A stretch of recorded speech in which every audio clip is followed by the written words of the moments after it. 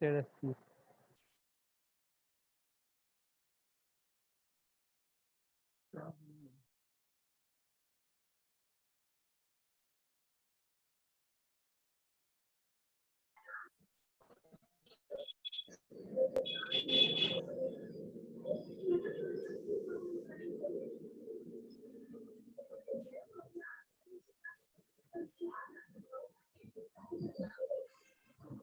So कुछ problem आ गई थी, तो हम जस्ट 1 मिनट में प्रेजेंटेशन शेयर करें.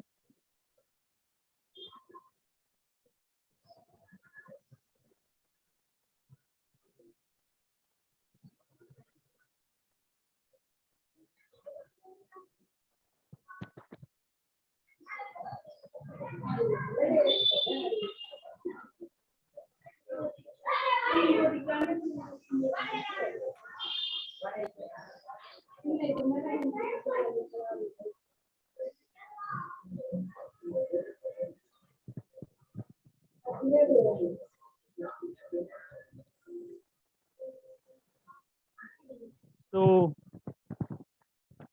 हम स्क्रीन शेयर करें. जस्ट वेट में.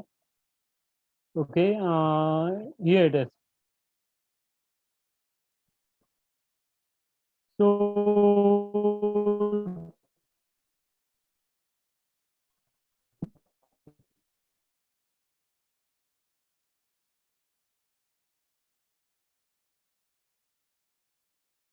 तो आपके सामने हेक्सागोनल बना हुआ है. तो मैं आपको बता दूं, जितने भी सिंबल्स होते हैं वो अपने, सॉरी, यंत्र होते हैं, वो लगभग उसमें एक हेक्सागोनल होता है और एक ट्रायंगल होता है. आ, तो ये मेनली मैंने आपको इसलिए दिखाया हुआ है. तो ऊपर वो चीज पॉइंट मेंशन भी है जो मैं मेंशन कर रहा था. तो ये सिंबॉलिज्म आगे हमें नजर आएगा. इट इज मेंशन आल्सो, या it is mention also. It is hexagonal यंत्र and this point is mentioned. तो मैं आगे आपको एक सिंबॉलिज्म दिखाऊंगा जो मैप में बनता है सनलाइट आने पर. नोटिस किया है लोगों ने. मतलब एक रफली मैप बना के, इमेजिनरी मान के चलिए. तो this is a symbolism. Secret landscape है ये ऑफ खुजराहो ऑफ आर्किटेक्चर. तो मैं अगर डिस्कस करूं पोजीशन और इन सबकी, ये आपका एक देवी जगदम्बा टेम्पल है, खजुराहो का ही टेम्पल है अगर आपको पता हो. तो महादेव टेम्पल एंड कंडरिया महादेव आपको मैंने बताया था, I think so. And Lalguna Mahadev, 64 Yogini, Ganesh temple, Chetburj temple, Lakshman temple आपका विष्णु टेम्पल है. एंड दुल्लो कन्वर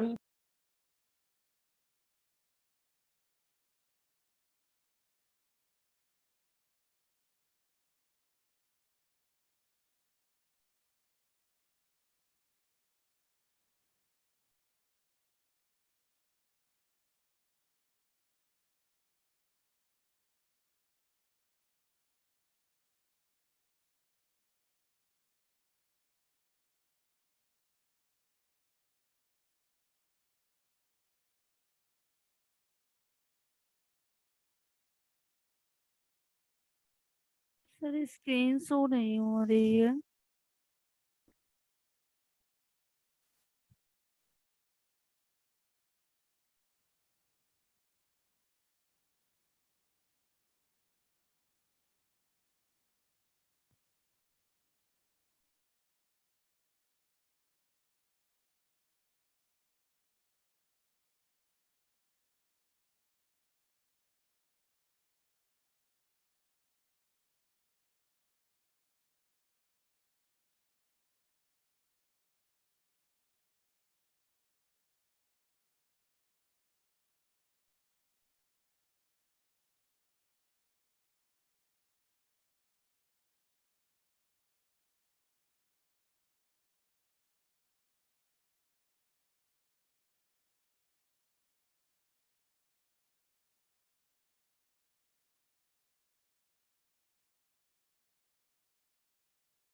तो मैं बता दूं, यहाँ पर ओल्डेस्ट हनुमान टेम्पल भी एक 922 का है।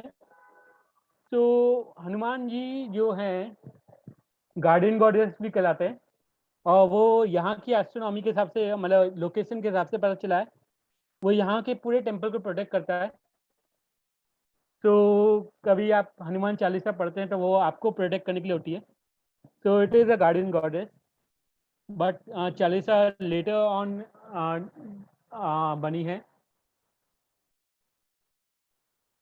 उससे पहले उनको सिर्फ रक्षक देवता कहते हैं वैसे तो शायद से मैंने ये पॉइंट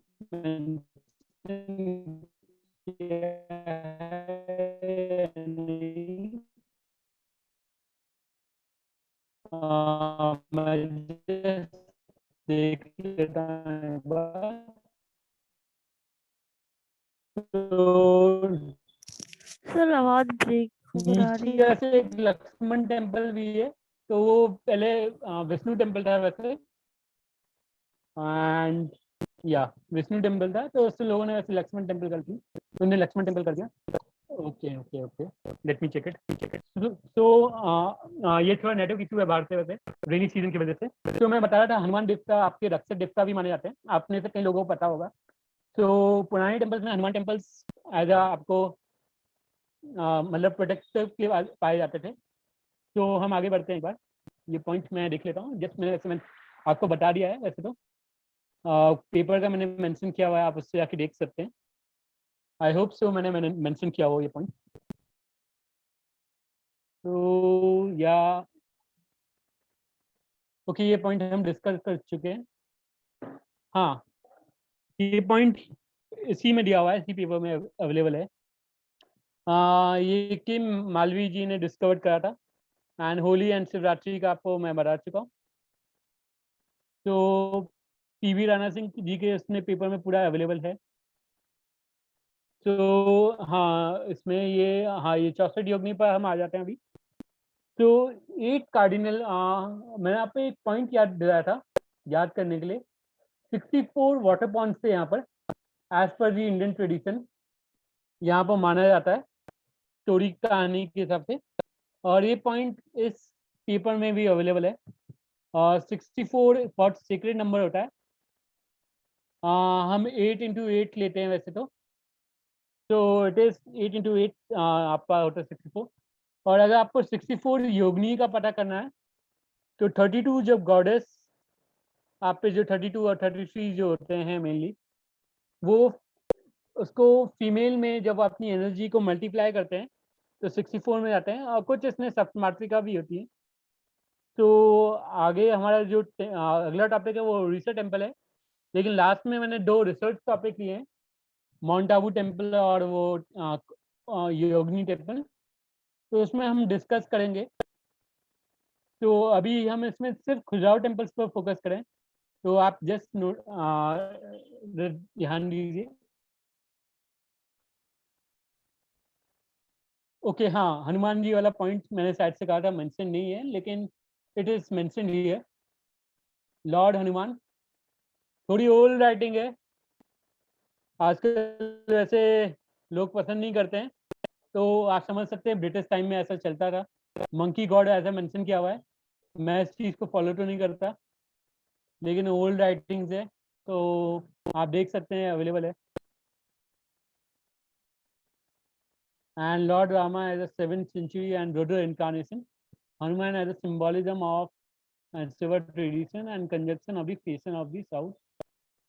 मैं ओके, हाँ, एज हाँ पॉइंट मेंशन किया हुआ है। तो मैं पॉइंट क्लियर कर देता हूँ, protector as a and guardian एक ही वर्ड है, तो एज ए प्रोटेक्टर है ये। ओके,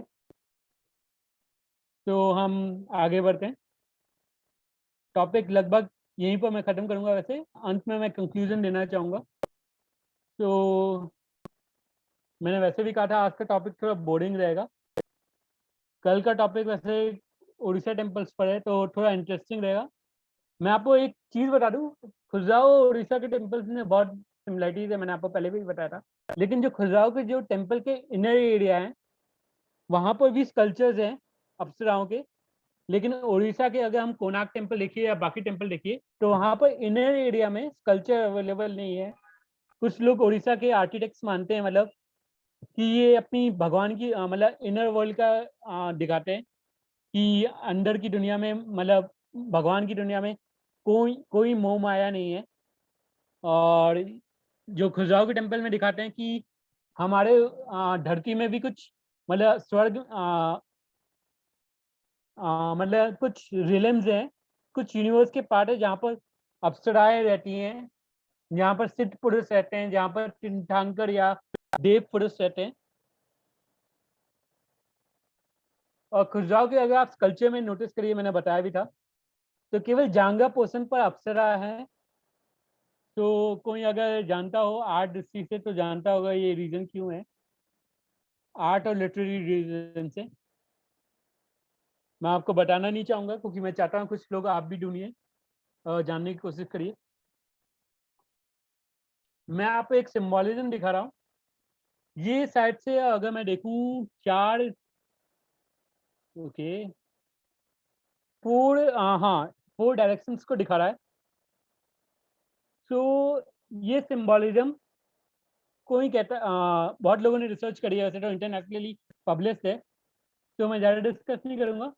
अंगुकर टेम्पल, सॉरी, कंबोडिया के टेम्पल में ये एविडेंस मिलता है कि वहाँ पर लोग कहते हैं कॉस्मिक है। तो कई बार लोग मुझे से आके शेयर करते हैं कि ये कॉस्मिक है यहाँ पर। तो मैं कभी कभी सोचता हूँ कि इंडिया में ये एविडेंस हमें क्यों नहीं मिलता। जब शुरुआत इंडियन सिविलाइजेशन से हुई है, जब टेम्पल बनने की शुरुआत इंडियन टेम्पल है कॉस्मिक जो कंबोडिया में, तो इंडिया में क्यों नहीं मिलता। तो मैं आपको एक याद दिलाऊं, पंचायतन स्टाइल मैंने आपको बताया था, सबसे ओल्डेस्ट एविडेंस आपको देवगढ़ टेम्पल में मिलता है जो बचा नहीं। तो मैं एक सुभाष के का आर्टिकल पढ़ा था और मैं इस आर्टिकल को देखते कुछ मुझे इंटरेस्टिंग पॉइंट मिला जो मैं आपके साथ इस कंक्लूजन पर शेयर करूंगा। तो ये आपको ये पॉइंट अभी याद रखना है, मैं आगे डिस्कस करने वाला हूँ क्योंकि मैं खजुराहो का कंक्लूजन करने वाला हूँ। तो मैं आगे ये डिस्कस करूंगा ये पॉइंट। तो मैं जल्दी से पॉइंट कंक्लूजन पर आता हूँ।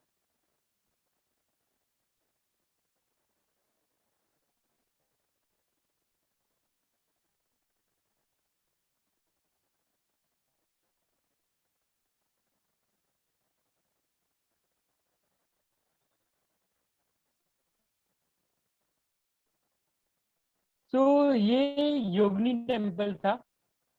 मैंने तो कहा था कि इसका सिंबोलिज्म हाइपोथेटिकल नाम दिया गया है।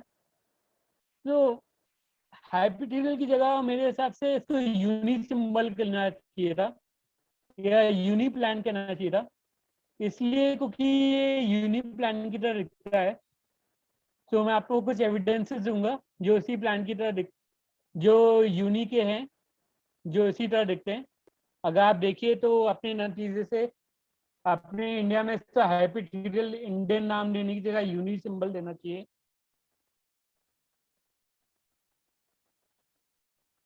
एक एविडेंस सामने ही अवेलेबल है और एक मैंने एविडेंस इंडोनेशिया से लिया आई थिंक सो, या इंडोनेशिया से। प्लान थोड़ा लगभग, अगर आप यूनि सिंबल ऊपर का पार्ट लिंग कहलाता है शिवलिंग का, मैंने आपको बताया भी था तंत्र विद्या में। तो अगर आपको पता हो 64 योगिनी टेम्पल तंत्र विद्या से बहुत बड़ा संबंध रखता है। तो it is clearly showing that कि ये आपका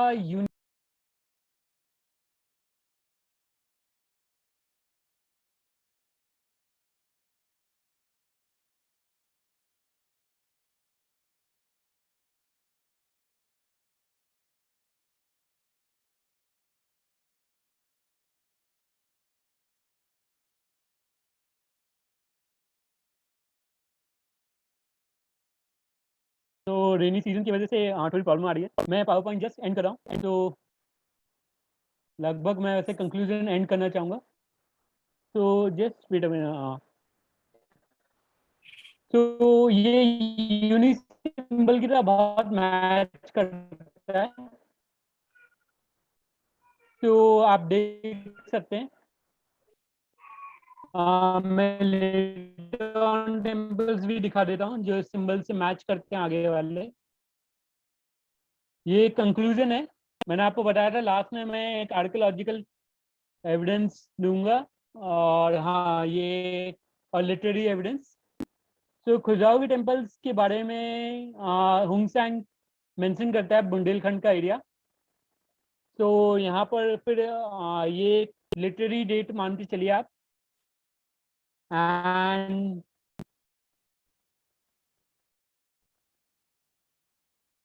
ये जो डेट है literary date, and then it's declining period even Batuta ने जो मेंशन किया है।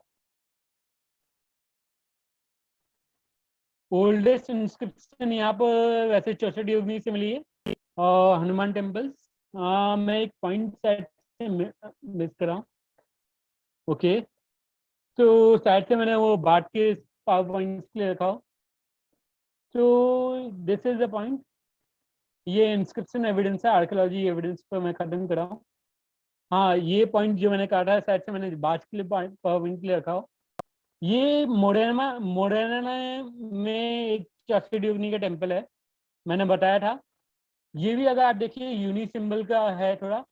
ये विदित डीजा मैम को एक पेंटिंग मिली थी, मैंने बताया था आपको 19वीं सेंचुरी की। उन्होंने कहा है ये उससे कंपेयर करा जा सकता है।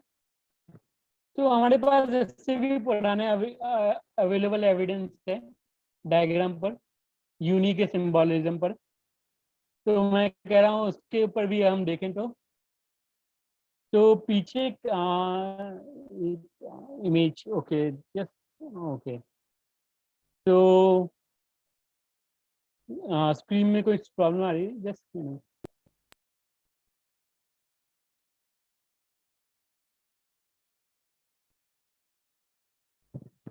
तो मैंने आपको एक टेंपल का पीछे प्लान दिखाया हुआ है।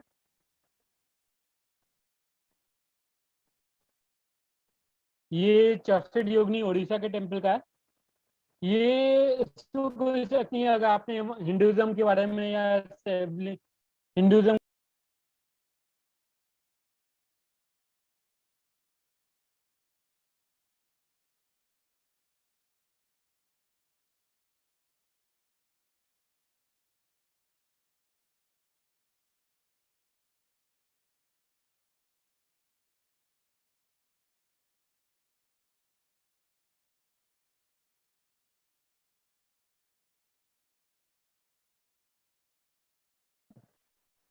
तो मेरी लास्ट स्लाइड बची, मैं जस्ट यहीं पर खत्म करता हूँ और कंक्लूजन पर हम आ जाते हैं। तो सिंबोलिज्म की तरह ही दिखता है। तो आ, मैंने आपको बताया था कंबोडिया का टेम्पल एस्ट्रोनॉमी से बहुत लिंक है। और ये अगर आप देखिए ये भी पंचायतन स्टाइल में है, और सप्तायतन और त्रियतन भी लकी नंबर्स माने जाते हैं। और ये अगर किसी को पता हो एस्ट्रोनॉमी के हिसाब से या हमारी इमेज के हिसाब से, ये माउंट मेरू को दर्शाते हैं और उसके आसपास के बाकी देवताओं के पहाड़। और ये जो सामने जो टेम्पल है ये देवगढ़ टेम्पल है, आपका sir screen Gupta show time का नहीं हो टेम्पल, रही है सर। ओल्डेस्ट टेम्पल जो डिस्ट्रॉय हो गया। तो इसका डिजाइन इससे बहुत मैच करता है। तो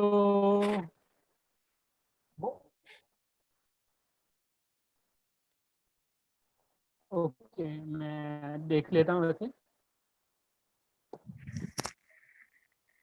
ओके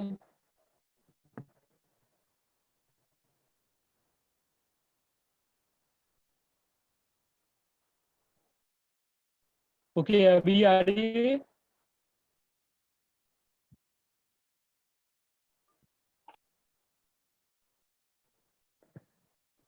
तो मेरे ख्याल से अभी आ रही है। तो चौसठ योगिनी के सिंबोलिज्म पर थे हम। हाँ ये लूनी सिंबल की तरह दिखता है, यूनी सिंबल की तरह। तो हम लास्ट स्लाइड से शेयर करें। ये थोड़ा माउंट मेरू का सिंबलिज्म शो करता है, मैंने आपको पहले ही बता दिया। और बाकी देवताओं का घर, और अगर मैंने आपको बताया था देवगढ़ टेम्पल जो विष्णु टेम्पल या 10 अवतार टेम्पल, ओल्डेस्ट गुप्ता टेम्पल, वो इसकी प्लानिंग के अकॉर्डिंग बना था, लेकिन आज इंडिया में अवेलेबल नहीं है। तो बाकी टेम्पल्स भी मिले हैं पंचायत स्टाइल।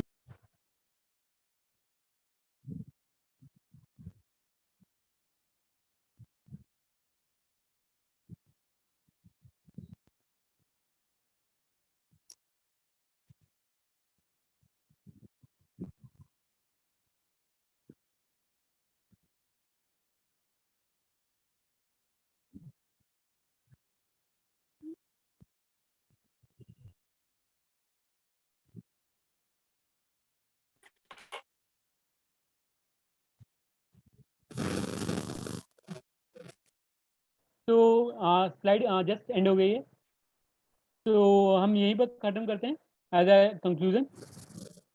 आपको कुछ क्वेश्चन शेयर करने हो तो आप कर सकते हैं।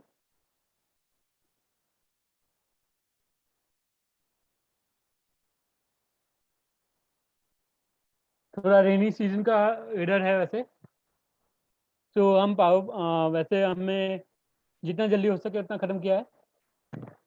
तो आशा करता हूँ वैसे नेटवर्क का कल इशू ना रहे। तो आपको जल्दी से कोई सवाल हो तो पूछ लीजिए।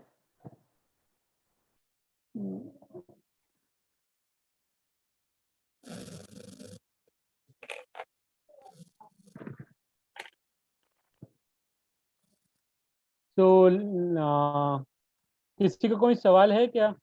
हाँ, सवाल है।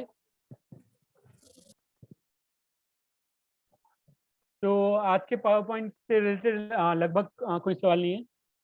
तो मैं नेक्स्ट टॉपिक हमारा उड़ीसा टेम्पल पर है। तो आज की पावर पॉइंट लगभग यहीं ख़त्म करते हैं। तो हम कल ओडिशन टेम्पल पर हैं, उड़ीसा टेम्पल पर ध्यान देंगे। तो आज के लिए यहीं ख़त्म करते हैं, और good night and thank you for everyone.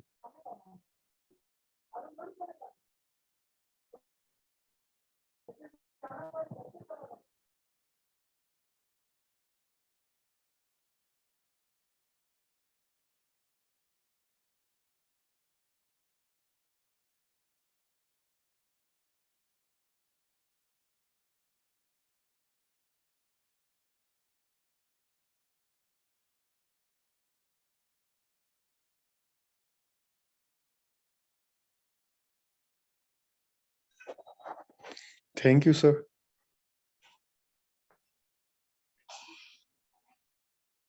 Thank you very much.